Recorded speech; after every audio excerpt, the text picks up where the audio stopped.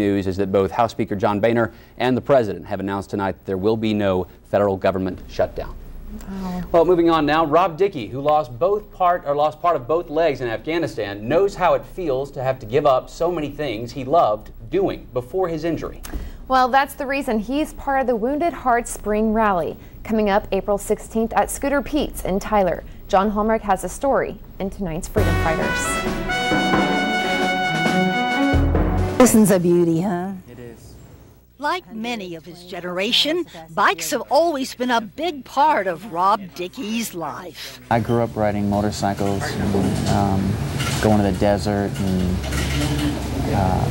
dirt bikes, and got into street bikes when I got older. If you've never had that wind in your face feeling on a bike, it's probably hard to understand what it is to miss it. And I think it just gives you that sense of freedom and be able to relax and kind of just let loose when you're on a bike. Rob hasn't had much time for bike riding since he joined the Army in July of 2007. I wanted to be over there and you know, say that I fought for my country. And Rob hasn't been able to ride bikes since he met up with an explosive device on the battlefields of Afghanistan. We're in the Arghandab River Valley. I was out front clearing an area and I stepped on a P&M mine and that was it. Rob didn't know how badly he was hurt at first, although he knew what those landmines could do.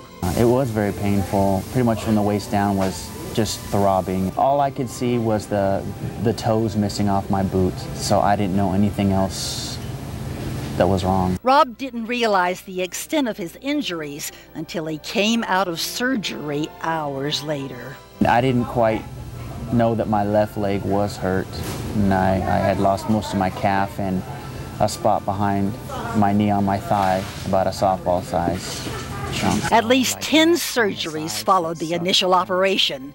There were months in the hospital and rehabilitation at Brooks Army Medical Center that continues today.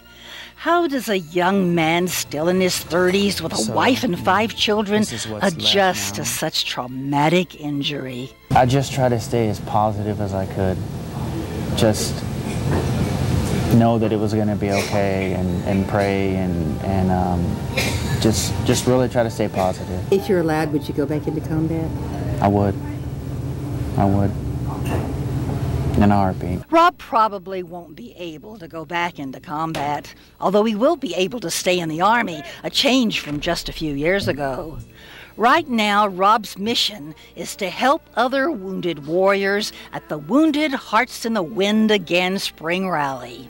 Scooter Pete's manager, Hagar, a veteran of the Vietnam War, says riding bikes is the best therapy around, and that's what the rally is about. It's a fundraiser so that we can purchase or modify their existing motorcycle to their needs. We want to get the word out there that if there's Iraqi and Afghanistan veterans that are needing assistance, then we're here for them. And the more money we can raise, the more guys and girls we can help. Rob is still in pain and probably will be for the rest of his life. But to be back on a bike, feel the wind in his face, to have at least part of his former life restored, and to help others with the same sense of freedom is in so many ways an answer to Rob Dickey's prayers. In Tyler, Joan Hallmark, KLTV 7 News. The Wounded Hearts in the Wind Spring Rally is scheduled for April 16th at Scooter Pete's in South Tyler. The rally features the Veterans Memorial Moving Wall, live bands, and military vehicle and bike shows. For more information, call the number on your screen. Well, in East Texas.